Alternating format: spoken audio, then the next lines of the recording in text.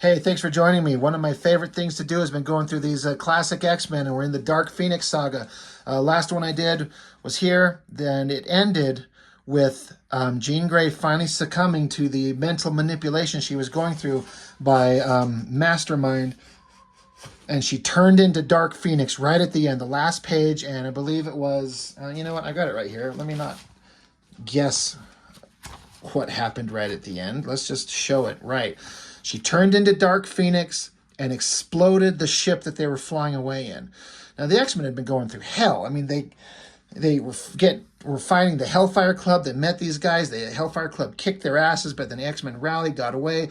But Jean Grey has been mentally manipulated by Mastermind for several issues, for a long time. And it finally, like, he got control over her, but getting control over freed the Phoenix to take over and create hell on earth for everybody. I love 99.9% of this cover. I think that figure of the Phoenix just, flexing and the energy exploding. The only thing I don't like is Nightcrawler's little eyes right there. Those little pupils in his eyes. It just makes it look weird. It just kind of throws it off for me. Besides that, I love everything. But that figure of Dark Phoenix there, I mean, it looks fantastic. I love it a lot. And then for an opening page, just the reds and yellows combined, the flames and fire. That is so good. I believe this interior cover, cover and front piece art of Steve Lytle. I think this is offset because this text is going off page here. The guy who did the cover, he's been doing all the covers on these and the inside ones. Like these drawings here of the flaming phoenix bird, so damn good. I love the face.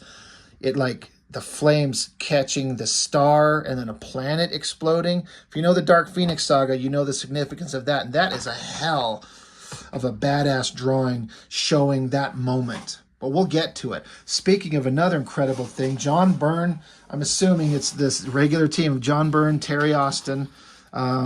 It'll show us the credits, probably on the last page. But the city, that ship that she blew up, and then have it worked into the lettering of Dark Phoenix, worked into the artwork. That looks amazing. Like, I can't imagine how this must have been to people reading this. I think these were being published in the very early 80s. The original run, and if you were reading this in real time when they were coming out, not in classic X-Men because these are reprints, but in the actual issues, I bet this was just an incredible story. I mean, it has to be. It's regarded as one of the greatest stories ever written in comics, especially for the X-Men, specifically in comics in general. It's so good. That Dark Phoenix lettering. So Jean Grey is the Phoenix. And then there's basically, he took this panel, the cover artist, took that panel and made it into like a cover image. And what a great choice. I'm sure he just must have looked at it and gone, what would be a great, oh, right there. That's what we want to do. And I've said this before because, those of you who follow me consistently, I review, I can only review shit that I've got and stuff that I've read.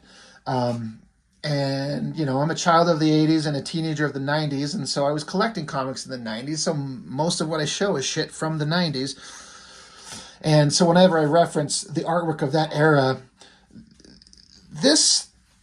if like one of those 90s era artists, all the image guys were to draw these, it would look so different because they would have her figure take up 3/4 of the page, and she'd be super sexualized, back arched, and all that type of nonsense. And it would probably look fine, but John Byrne has a way of, like, all of these are like small figures, like, because there's a lot of action going on. He's got to get it in here in these, 6 panels. He's got to get everything in here, and he never skimps on the backgrounds.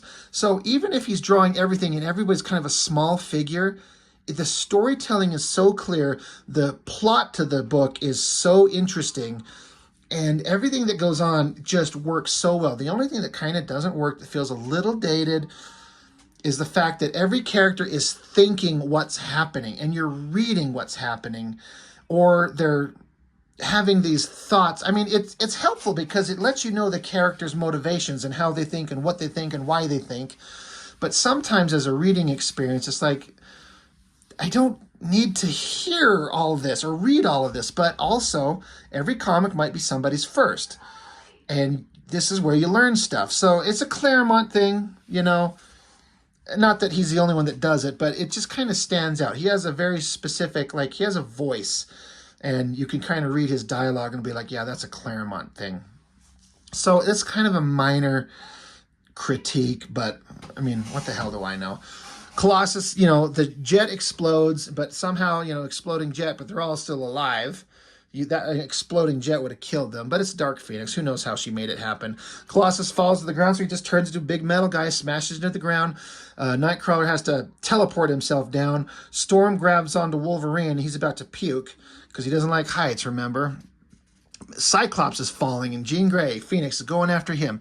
She swoops down, grabs him, but then Storm conjures up a storm, a tornado wind to throw her off balance, which it does. And so it,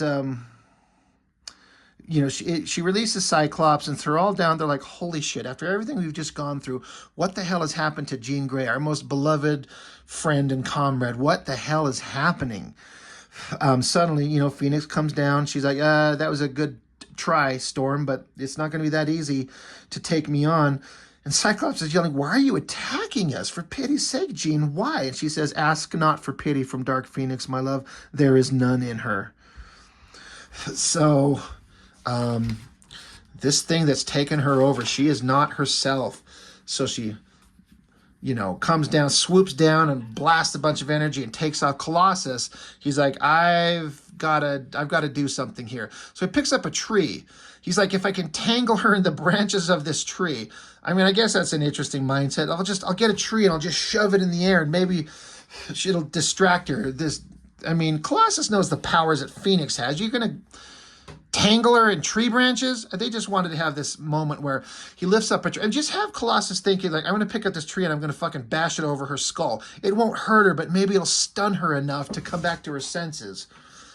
But she's like, no, yeah. So she like forcibly transforms him back into his human form. And now he can't hold the tree.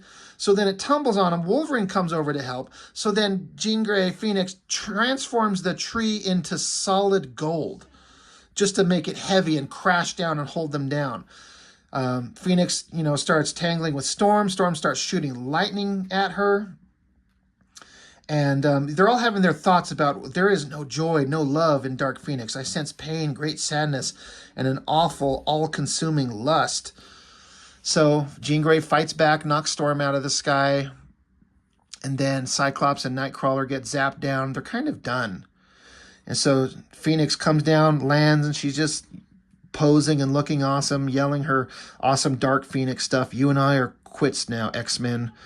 Our paths will cross no more. My destiny lies in the stars. Jesus. Claremont.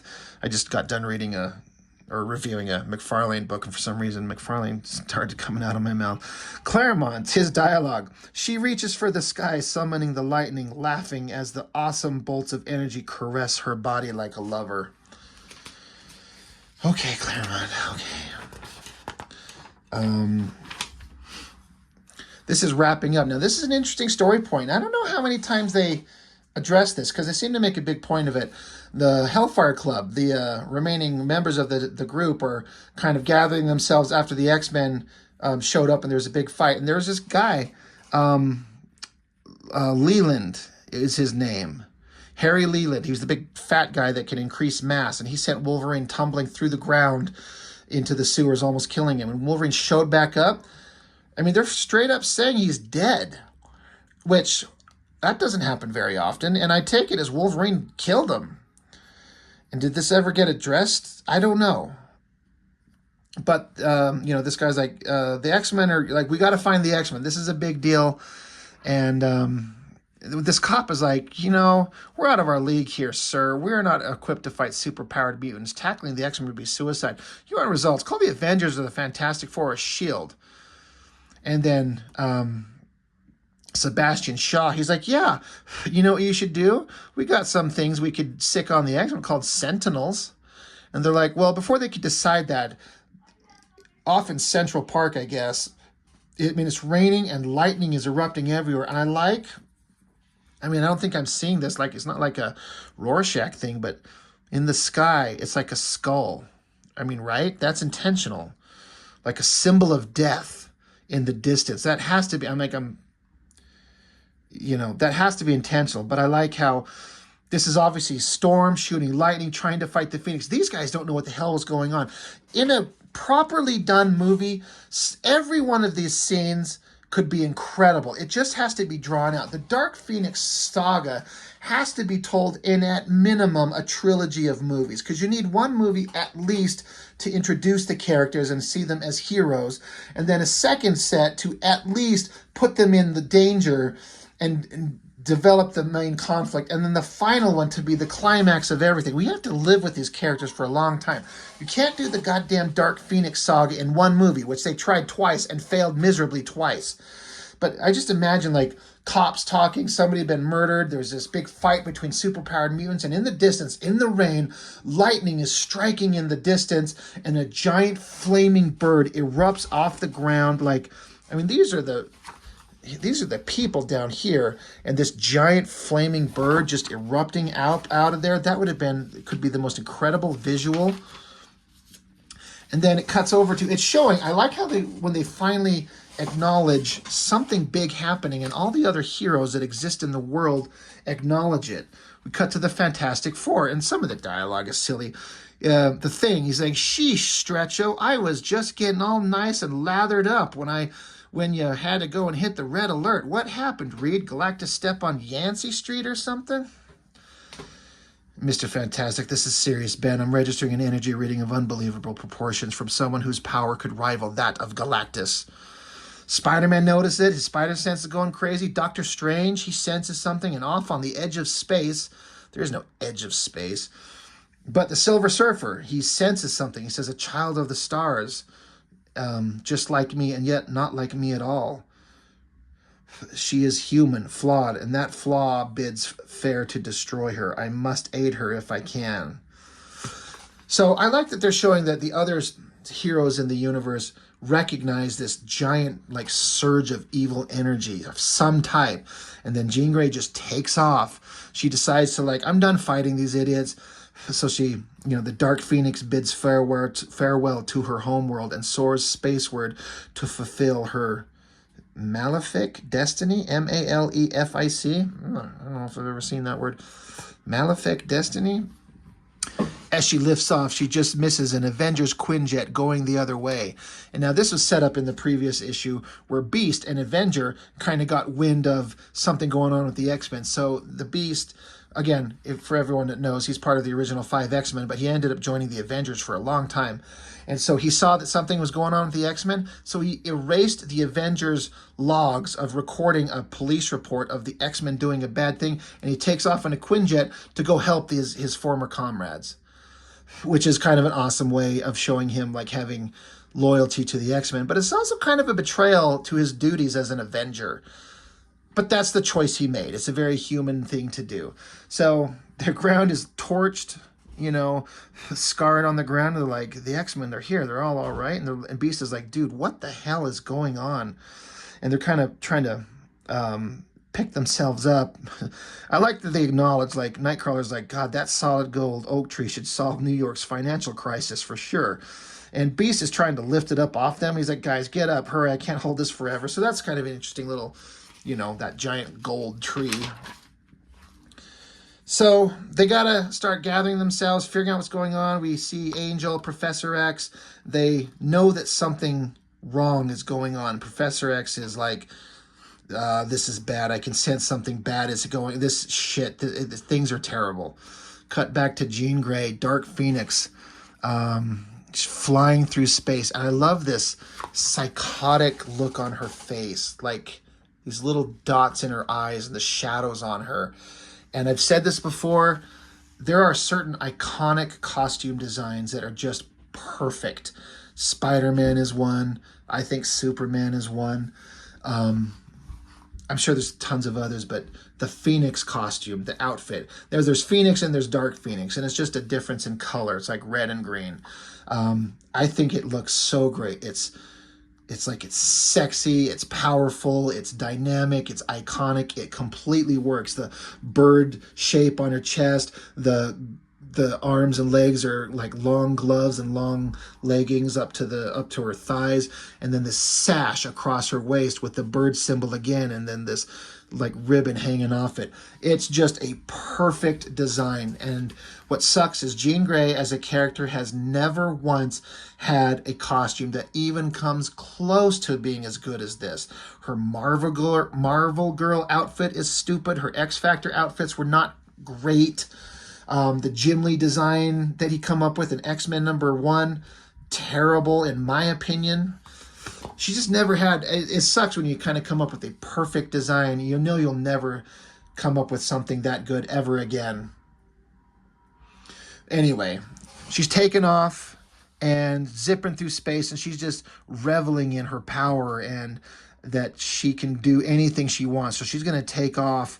It says here, Dark Phoenix lives and all creation is her domain to do with as she pleases. So she goes blasting by the sun, Earth's sun, and there's a space station out there orbiting the sun. They're kind of, doing whatever scientific experiments on it, or, whatever they're doing on a space station out by the sun.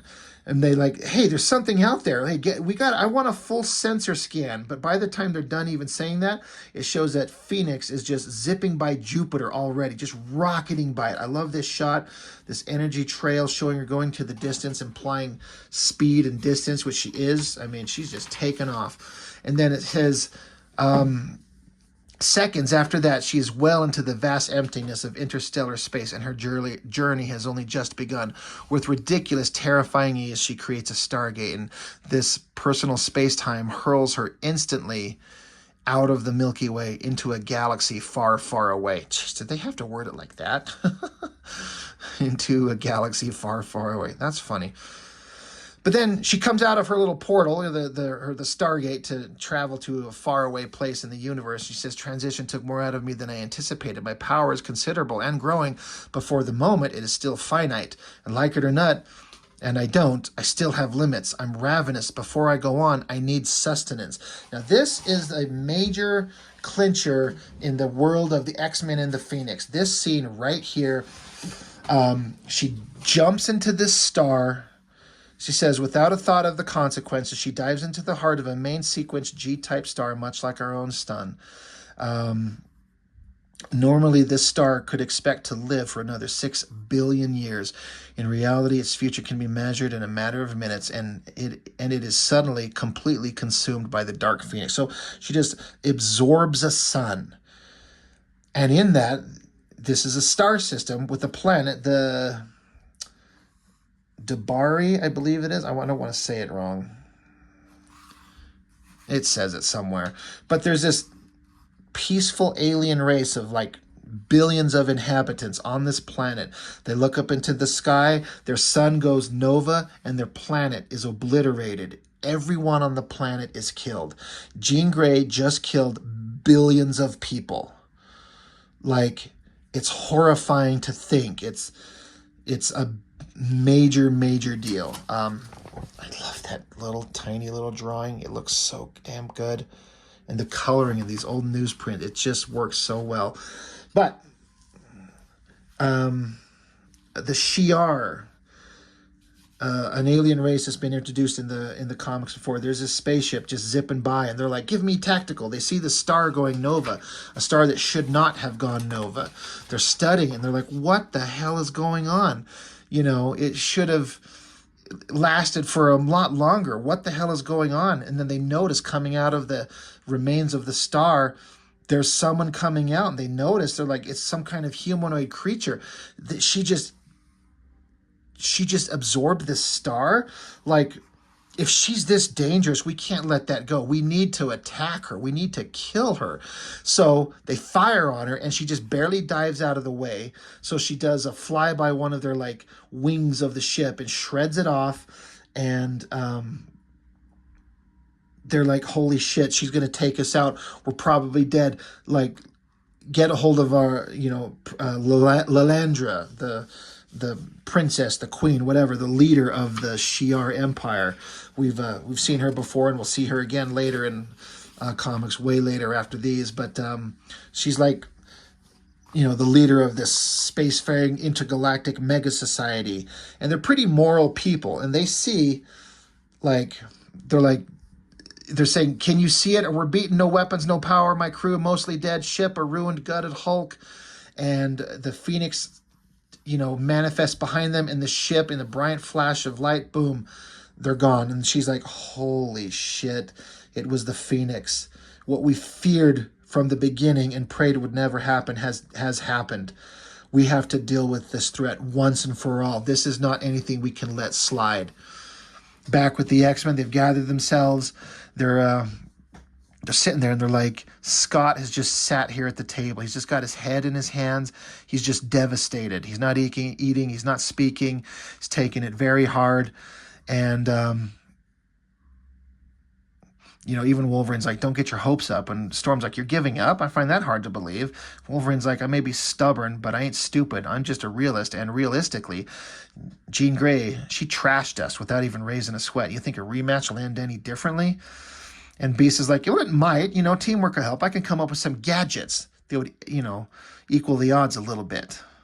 And then Cyclops suddenly, like, he wakes up, shit, oh no. And they're like, what? He's like, it's Phoenix. I can sense her in my mind through her psionic rapport we share.